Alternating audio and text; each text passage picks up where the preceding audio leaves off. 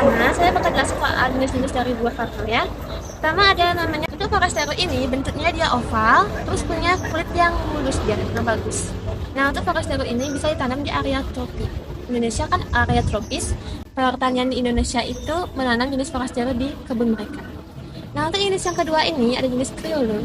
Criollo punya buah yang panjang dengan tekstur kulit yang enggak halus atau enggak rata. Jadi bentuknya kayak gini. Untuk Criollo dia bisa ditanam di area panas. Walaupun satu hujan nggak dapat air hujan tuh dia nggak apa-apa. Satu minggu nggak dapat air hujan tuh nggak apa-apa dia. Karena dia nggak butuh banyak air untuk tumbuh. Lain sama Forastero dia butuh banyak air untuk tumbuh. Yang ketiga ada namanya Trinitario. Trinitario ini persilangan dari Forastero sama Criollo. Trinitario ini punya buah yang panjang, terus kulit yang halus kayak Forastero.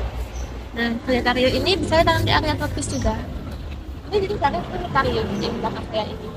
Nah itu dia memiliki buah yang cenderung panjang sama kulit yang halus. Nah untuk Trinitario sendiri ini dia punya kandungan butter. Jadi setiap buah kakao ini punya kandungan butter dalamnya. Untuk Trinitario sama Forastero dia punya 40% butter dalamnya. Kalau Criollo dia punya banyak butter, dia punya 60% butter dalamnya.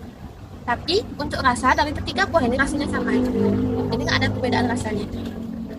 Nah, sebelum pohon kakao itu menumbuhkan buah, biasanya pohon kakao menumbuhkan bunga dulu kayak gini dia.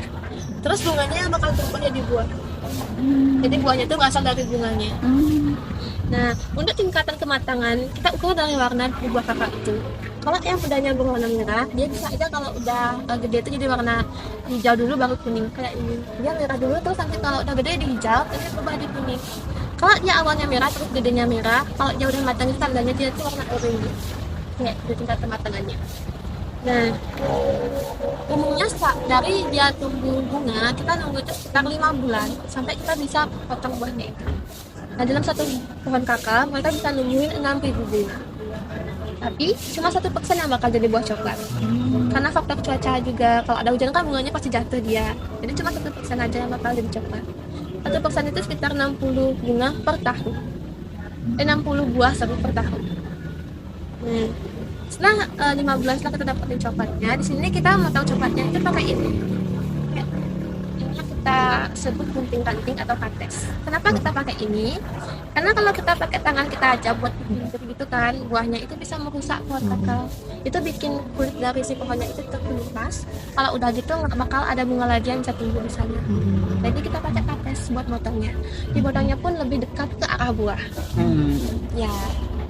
Nah, setelah kita dapetin buahnya, saya akan mempraktekkan cara untuk membuka buahnya.